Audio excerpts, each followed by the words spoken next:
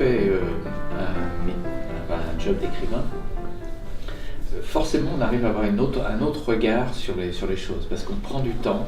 D'abord, il faut faire de la recherche, de la documentation, ce que je fais pour un certain nombre de livres. Et ça m'a beaucoup appris aussi par rapport au métier de journaliste qui va toujours trop vite, parce que voilà, c'est une information après une autre.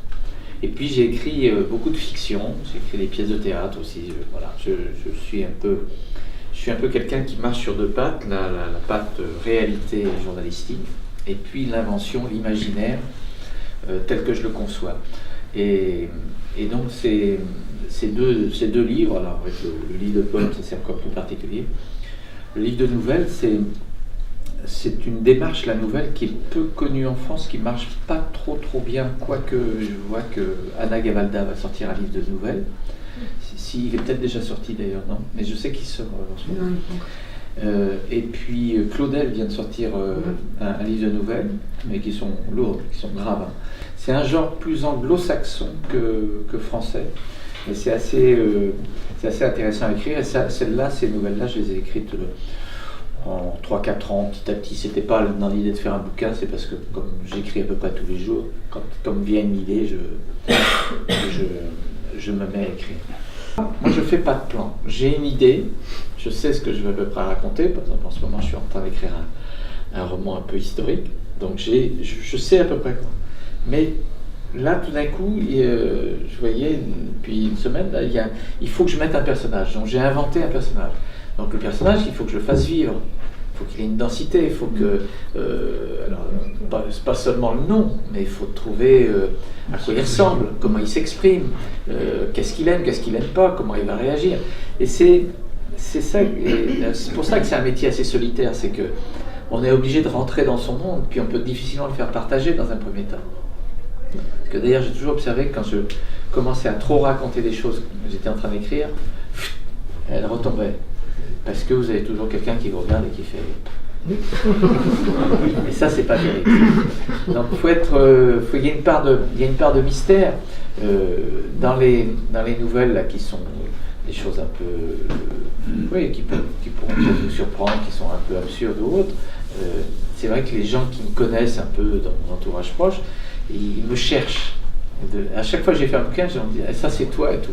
C'est-à-dire qu'on cherche toujours quelque chose de l'auteur, mais souvent il n'y a rien. Autrement, donc, dès lors que vous êtes dans l'idée d'écrire des histoires, des romans, des nouvelles qui sont pas datées, qui sont de maintenant, c'est vrai qu'on a envie un peu de s'identifier aux personnages, aux situations. Alors que très souvent c'est juste de l'imaginaire, c'est juste de l'envie de raconter une histoire comme quand on a un enfant et qu'on veut lui raconter une histoire et qu'on ne sait vraiment pas comment la raconter. Au fond, c'est ça. À part le fait que ensuite c'est de l'écriture, c'est le plaisir des mots. Moi, depuis quelques années, je me pose la question, je me dis pourquoi j'ai fait de la télé.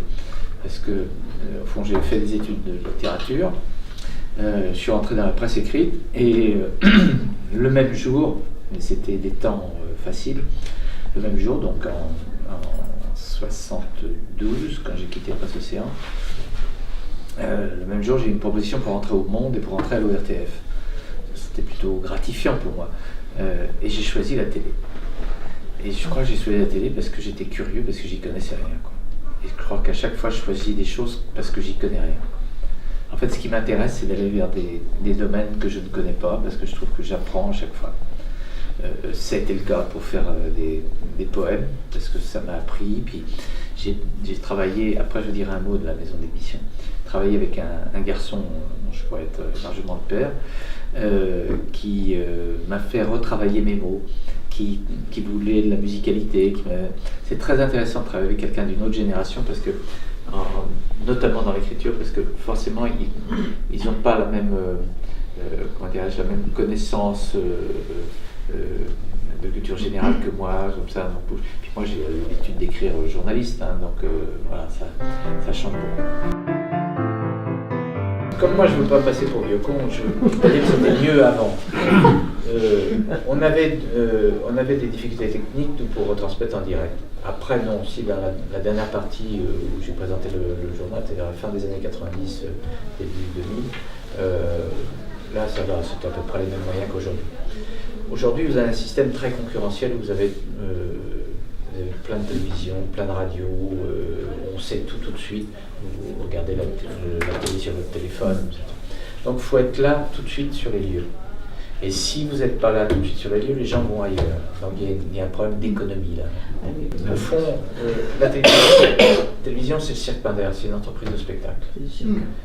Donc on est un peu fasciné par l'information, mais ce sont les programmes qui font la télévision, c'est-à-dire c'est l'écriture de fiction.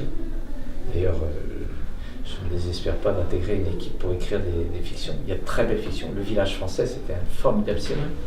Engrenage, c'est une très bonne série. Il y a plein de séries de télé qui sont écrites par des groupes de gens. Ils sont dans des pièces comme ça. Ils sont 7-8 et ils écrivent en groupe. C'est formidable l'écriture. C'est-à-dire que là, pour l'information, c'est autre chose. Il faut un journal télévisé aujourd'hui. Quand vous rentrez, il y a quelques années, on prenait le journal de 20h. Pourquoi? Parce que vous n'aviez pas d'infos sur votre téléphone. Il n'y avait pas de radio continue. Donc vous attendiez le 20h pour savoir quelque chose. Et ce qui fait que, par exemple, à une époque où, notamment avec mon ami Bernard Rapp, quand on présentait, tous les deux la 2, et c'était Patrick qui était sur la 1, les deux journaux rassemblaient 25 millions de gens en France. Aujourd'hui, les deux journaux rassemblent 9 millions de gens. Forcément, ça s'est dilué énormément.